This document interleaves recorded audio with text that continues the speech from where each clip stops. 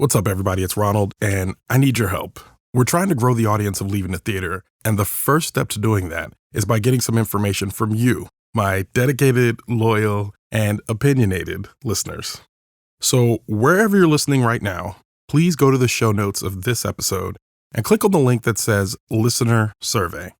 By completing this survey, you're helping to support the growth of Leaving the Theater and ohitsBigRon Studios. We use this information to determine how often we release episodes, if and when you hear ads, what types of ads you'll hear, and generally just to find out who exactly listens to the show. If we know the audience, we can grow the audience. So please complete that survey as soon as you can. Once again, it's in the show notes. It's very easy. It takes probably about an average of 6 to 8 minutes to complete. Nothing too intrusive. You will be helping the show. So please complete that survey. Thank you so much. Now let's start the show.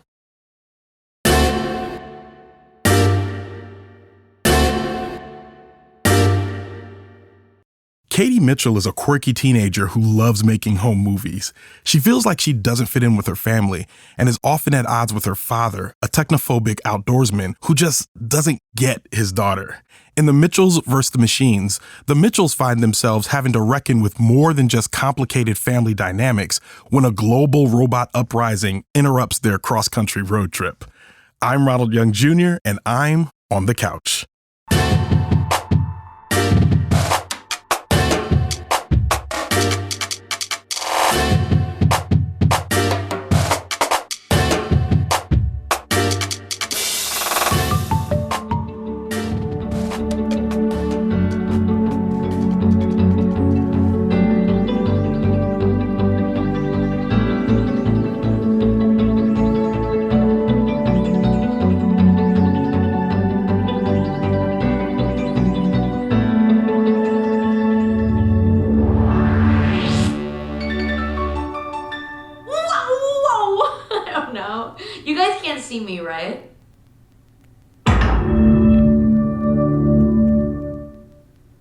All right.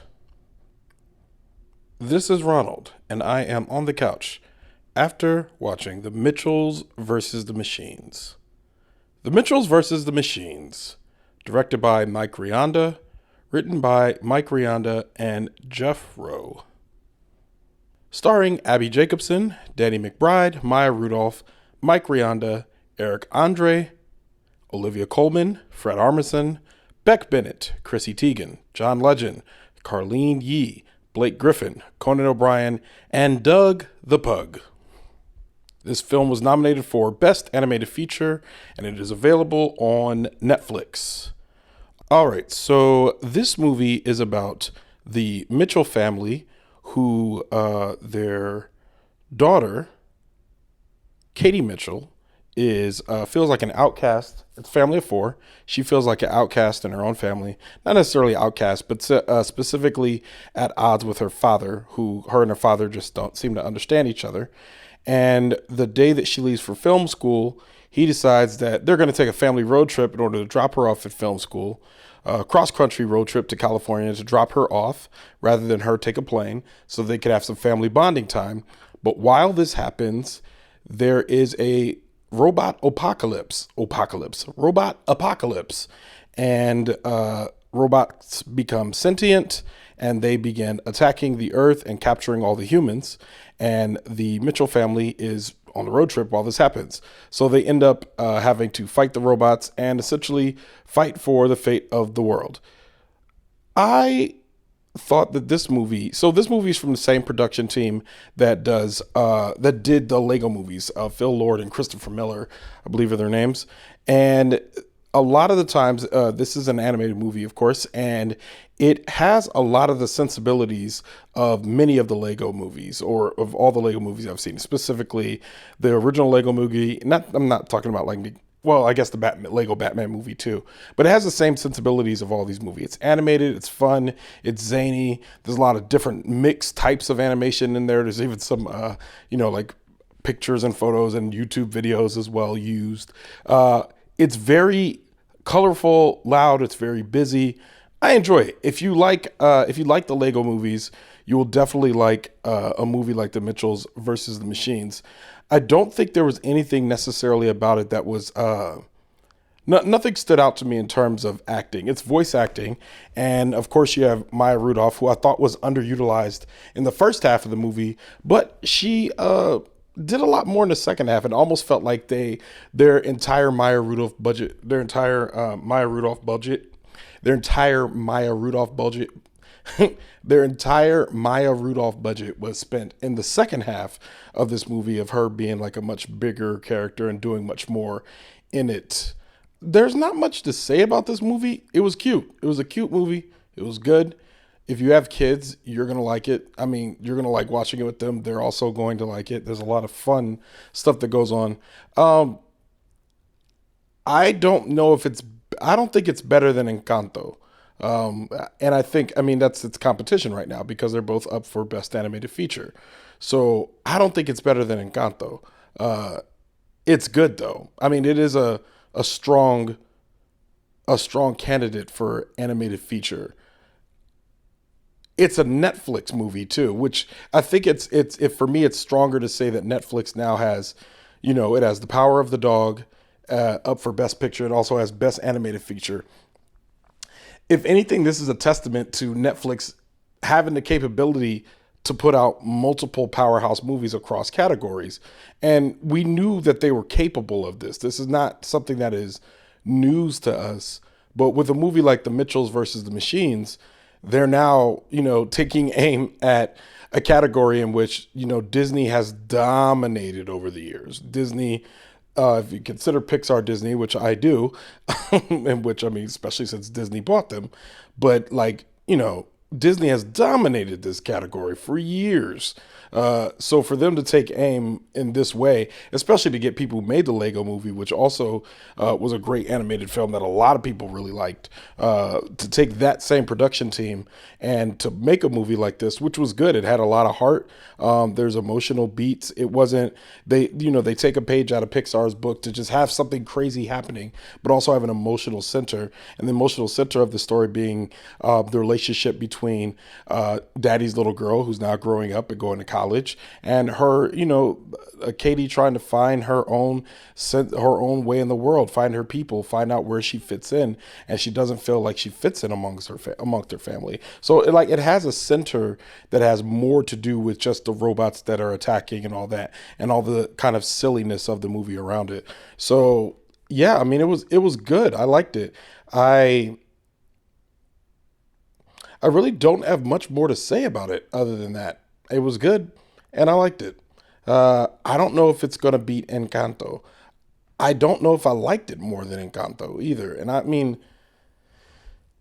I think both of them kind of lack something in the end for me, to be honest with you, because I guess you're going to hear more of me do these little compare and contrasts, especially when I'm talking about the Oscar movies, because I kind of have to talk about what I eventually think is going to win or why I think it's going to win. I think Encanto is going to win because it's a prettier movie. The message is a little more clear. It's not necessarily as muddled. There's singing, there's dancing. It feels culturally significant. The Mitchells versus the Machine feels a little almost too fun. Even if it's the Oscars, the Oscars still want you to be highbrow in a way that the Mitchells versus the Machines is not. And I know for those of you that saw the Encanto, you're going to be like, what are you talking about, Ronald? This isn't highbrow. It isn't, but it's like highbrow when it comes to animated movies. You're looking at something that's just that's elevating a little more. And granted, there's an animated film nominated this time. It's also nominated for Best Documentary Feature, which, I'm puzzled by that completely. So that could win the whole thing. I think it's called Flea. That could win the whole thing. But in terms of head to head, I think that Encanto and the Mitchells versus the Machines, I'm also going to give the Mitchells versus the Machines 3.5 of 5 stars. But I think Encanto is a little bit better a movie. So I'm rating them the same, both 3.5 of 5 stars. And I guess that's just to say that I think they were better than good, but not necessarily great.